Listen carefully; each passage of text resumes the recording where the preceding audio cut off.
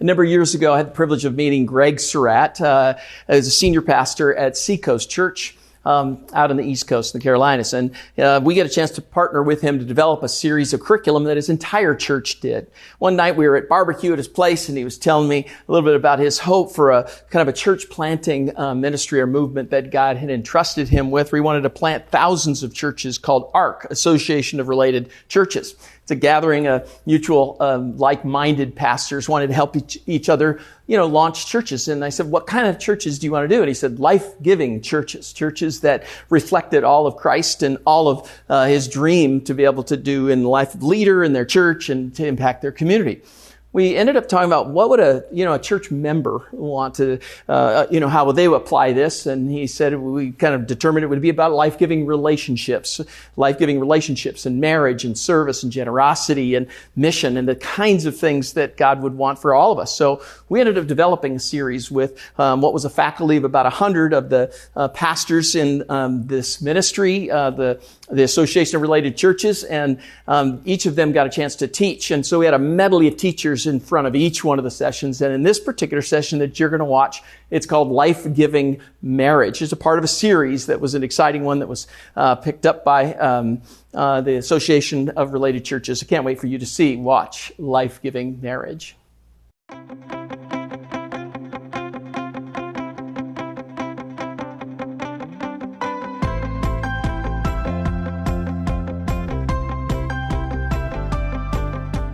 Welcome back to session 2 in our series on life-giving relationships. I'm very excited about opening what is our second session in this particular series called Life-Giving Marriage. I'm with a new buddy, Herbert Cooper from Oklahoma City. Dude, it's so great to have you join our session today.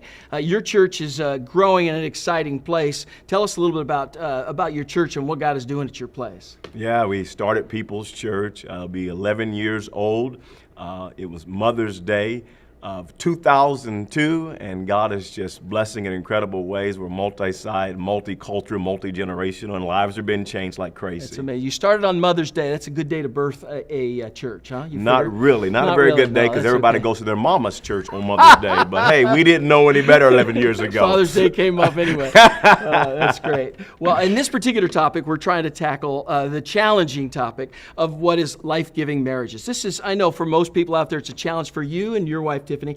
It's easy, right? Trying to have a healthy, wonderful marriage. You guys are like experts, huh? Yeah, I mean, we have a perfect marriage. Right. No, I mean, no doubt about it. Marriage with family and kids, little kids running around for us and work, the pressures. It can be a challenge to have a great marriage in today's society.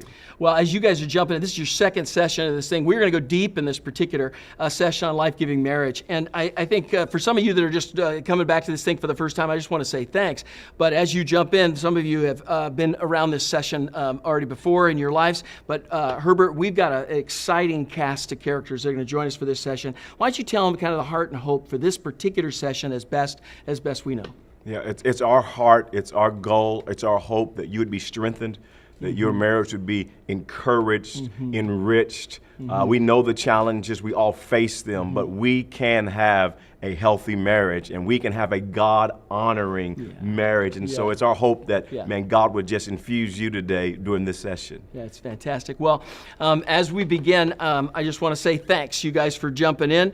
I want to say thanks to those that are helping to host this now in your second week. You are amazing. Everybody else can give you a high five later, and thank you for the great desserts if that's the case. But God bless you guys, and have a great time together. It's been a perfect 25 years, right, babe? Perfect, yes, of course. 25 years of some struggles that we'll probably tell you. But one of the things that I think gives us the life-giving marriage would have been the communication that you helped me with. Building a life-giving marriage has been a challenge for us, and there's been a lot of things that we've learned, and I'm going to admit it, a lot of it is my fault, all the challenges. He is a yes man. I don't know if any of you are married to a yes man, but he says yes to everything. Anytime anyone asks him to do anything, golfing, eating, whatever it is, he always says yes. And so that proved to be very challenging early on in our marriage. Especially after church. People would be in the lobby, we'd be talking. I would want to say yes, I'd want to go golfing, I want to go to the lake, I want to go to eat. Of course, if you're doing something, I want to do it, I'd say yes. And so what I do is I'd say yes to the people and say, I'll check with my wife, and then I'd go check with my lovely wife. And then I'd always be made to look like the bad person because he would say yes, and then he'd come and ask me, and I'd say, well, no, we already have these other plans, we have family commitments.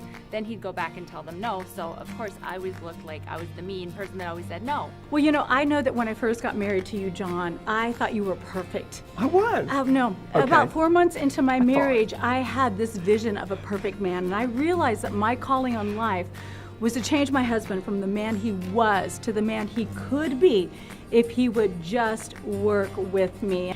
And for Herbert and myself, we had 4 kids very quickly. So we had 4 kids ages 5 and under. And ladies in the room, you know what I'm talking about. That is all consuming. And I very quickly realized that it was taking so much of my energy to be a good mom, my energy to try to keep my house together, keep that image of I got it together, that I was starting to take energy from our marriage that was so vital. Lori, after 23 years of marriage, we've learned some things as to the secret of keeping it alive. Yeah, absolutely. And never before were we tested as much as we were when we started a church 13 years ago. And that's when all of a sudden everything kind of went haywire with our schedule, with our demands, and all the things that we were doing. Well, when I think about life-giving relationships, I think about authenticity. And I think that's one of the things that we hear often from people, a response like, well, you are who you are on the platform, backstage, at home. Right. And I just believe that that's important in getting people to trust you and discovering really who God made you to be and your gift. Yeah, we hear so many times, you're just so real.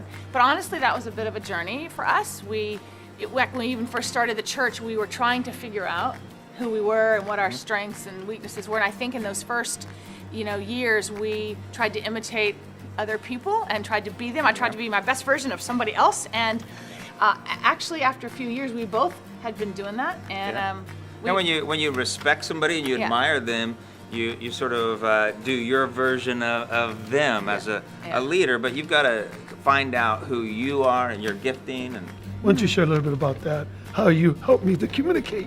How it helped you to communicate? Yes. Okay. Well, one of the challenges is that he's go, go, go, and sometimes I wasn't sure where he was going. That became a challenge. And so he learned to listen and to talk and just share.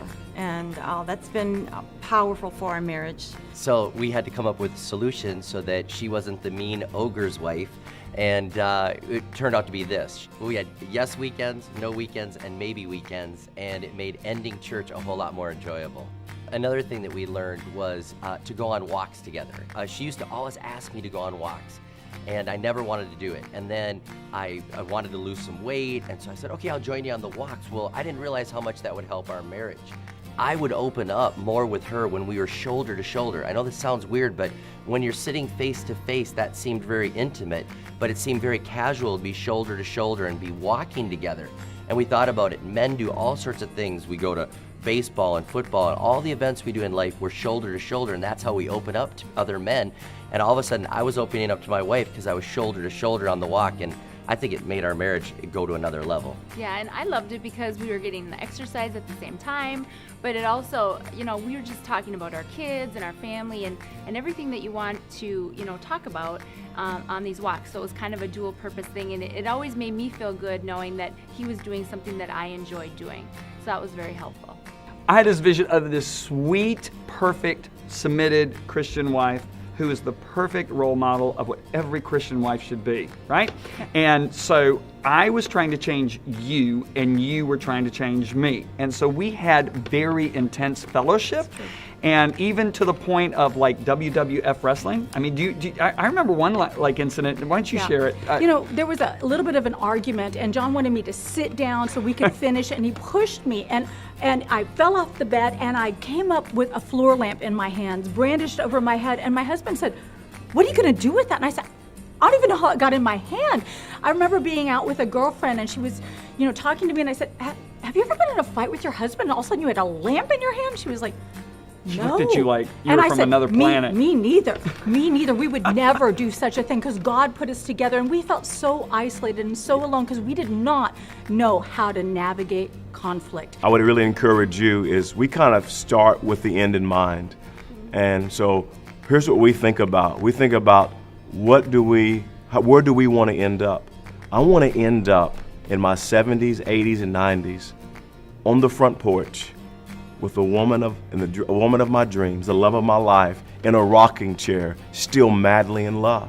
That's our end goal. And for that to happen, we realize it takes priorities. And we realize for that dream to happen, we've got to be a priority. Our marriage has to be a priority. I think that liking yourself and knowing yourself is foundational for any relationship.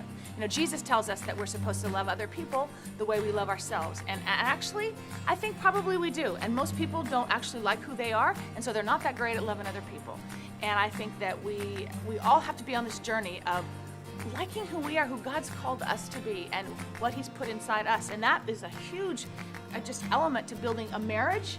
One thing I would say to the fathers, the closest, something I live by, the closest picture to God that our kids have is how we model that in our homes. So these are just a few practical steps that we've done in our marriage, and I hope they're helpful for you in keeping that life-giving marriage going. And I want to encourage every one of you couples. Let me tell you something, husband. You may be the head of that home, but you're not above your wife. She is your heir together in the grace of life. Draw from her the wisdom that God places in her, and you will have a much better family relationship. Honey, we have got to talk because we are not going to put our ministry at risk because our marriage is not going to fall apart to make a ministry happen, because in the end, you know, we're going to lose it all. You know, there's this movie that came out, Jerry Maguire came out a number of years ago, and there's this line in there that Tom Cruise said, you know, to his girl across the room. He looked at her with this romantic face and he said, "You complete me." And I'm thinking, that is nonsense. Like, I'm not a half, God did not create me a half person looking for somebody to complete me. No, I was created a whole person. And so my job is to figure out who that is and walk in that strength. And when I do that, that'll bring strength to our marriage. It's so important that we remember the scripture that the Word of God says that if we cannot take care of our families, if we can't manage our families well, we can't manage the house of God. And it's so easy for you and I, driven, wanting to see people saved, wanting to see lives changed, to get that flipped upside down. But our number one ministry is to our wives. This is my number one ministry, to the love of my life. Almost 16 years ago, I said I do too. Those 4 precious kids that God has given us, the greatest gift that He's given Tiffany and I, that's our priority. And so making sure that you're not killing yourself with the church and missing out on the greatest ministry that God has given you. And that's investing in your bride, investing in your kids. And can I tell you, if we do that well, everything else will fall into place.